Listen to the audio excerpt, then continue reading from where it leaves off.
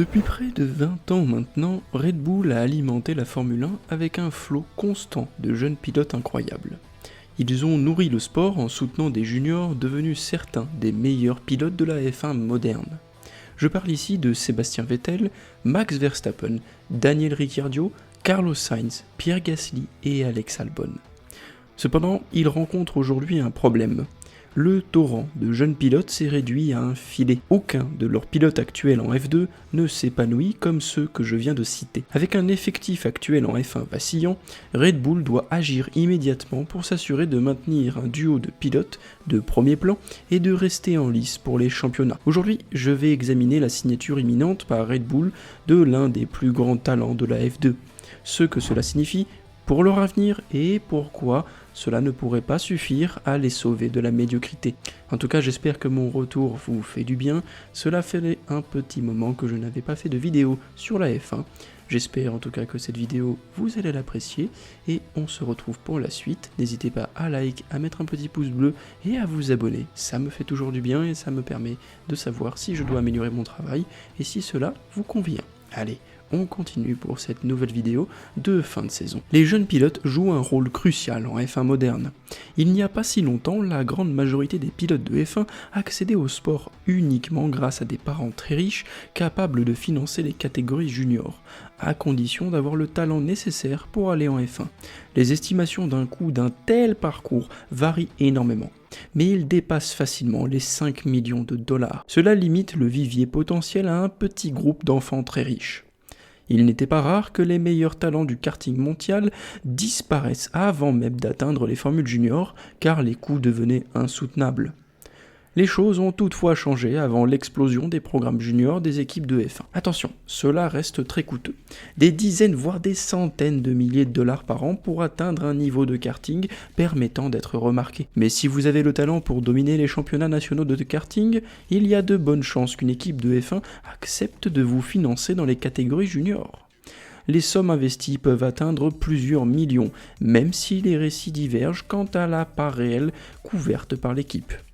Par exemple, lorsqu'Oscar Piastri a fait son transfert surprise chez McLaren après qu'Alpine avait annoncé qu'il piloterait pour eux, son manager Mark Webber a affirmé qu'Alpine n'avait financé que 20% de sa carrière junior, laissant à ses parents, aux primes et aux sponsors le soin de couvrir plusieurs millions pour atteindre la F1. Mais il n'y a pas beaucoup de baquets disponibles. Prenons McLaren. Il dispose de 2 excellents pilotes, dont l'un encore au début de sa carrière. Ils ont peut-être financé un pilote durant 5 ans dans les catégories juniors sans savoir qu'ils auraient déjà une telle paire au moment où ce pilote était mûr pour la F1. Dans ce cas, McLaren ne veut pas continuer à financer un pilote qu'il n'aura pas de place en F1 chez eux, ce qui implique de le laisser partir.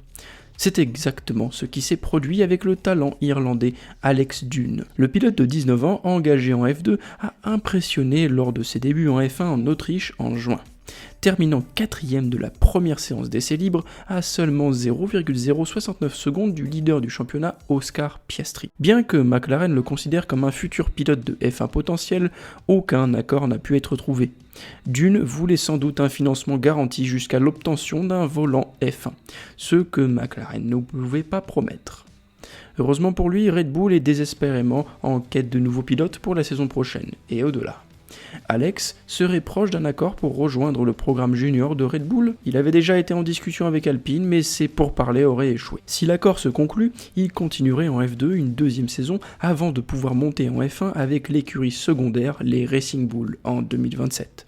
Un porte-parole de Red Bull a déclaré « Alex est un pilote talentueux et intéressera beaucoup de monde dans le paddock.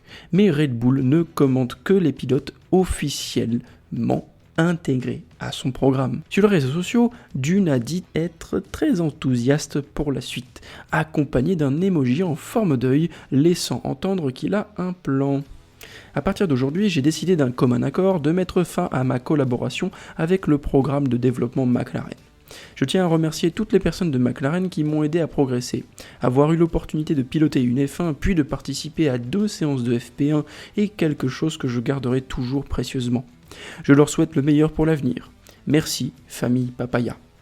Si un accord se concrétise avec Red Bull, le timing serait idéal pour eux. Ils ont un besoin urgent de talent, prêt à monter en F1 dès que nécessaire. Bien que Red Bull compte actuellement 11 pilotes en Formule Junior, sans Alex Dune, et 4 pilotes F1 sous contrat, ils font face à une pénurie imminente. Yuki Tsunoda n'a jamais semblé faire partie des plans à long terme de Red Bull. Son contrat expirant en fin de saison, il est peu probable qu'il reste dans la famille Red Bull en 2026. Son remplaçant pressenti est Isack Hadjar, impressionnant cette saison. Helmut Marko a tenu de nombreux propos positifs sur lui et il n'a jamais été très doué pour garder un secret. En 2026, Red Bull devrait donc aligner Verstappen et Hadjar. Liam Lawson se retrouverait alors le seul chez les Racing Bull, et donc peu de talents juniors extérieurs accepteraient de rejoindre les Racing Bull, et Red Bull a toujours préféré promouvoir en interne. Le problème est là. Aucun de leurs jeunes pilotes ne semble prêt pour la F1. 3 d'entre eux courent actuellement en F2. Arvin Lindblad, Oliver Goat et Pepe Marti. Seul Marti en est à sa 2e saison complète, mais aucun ne paraît être la future superstar de la F1. Cela signifie pas qu'ils ne progresseront pas, mais leurs performances sont en deçà de celles des meilleurs pilotes actuels. Marti et Lindblad occupent la 6e et 7e place du championnat F2. Goet est 17e. A titre de comparaison, Verstappen, Russell, Norris ou Leclerc avaient tous quitté la F2 après une saison au moins, en terminant dans le top 2. Si Alex Dune est signé, il aura le meilleur palmarès junior du lot, mais n'est actuellement que 5e du championnat. Il est très probable que Red Bull doive promouvoir l'un de ces 2 pilotes dès la saison prochaine. Pepe Marti a le plus d'expérience, mais les bruits de couloir désignent Lindblad comme favori pour quitter la F2. Ainsi, l'effectif Red Bull 2026 pourrait être composé de Verstappen et Hadjar avec Lawson et Lindblad chez les Racing Bull. Mais que se passe-t-il en 2027 ? Si Red Bull n'est pas compétitif pour le titre l'an prochain, il y a de peu de chances que Verstappen reste, et il est probable que Red Bull ne joue pas le championnat. Sans Verstappen, l'effectif Red Bull manquera cruellement de qualité et d'expérience. Il pourrait se retrouver avec un duo Hadjar-Lawson en 2027 et Lindblad-Marti chez les Racing Bulls. Cela n'a rien à voir avec des line-up prestigieux du passé. Bien sûr, Hadjar pourrait devenir un pilote de tout premier plan et Lawson pourrait mieux s'en sortir lors d'un second passage. Mais ils ont encore beaucoup à prouver avant d'atteindre le niveau des 5 premiers pilotes actuels du championnat. Voyez-vous l'un d'entre eux comme futur champion du monde ?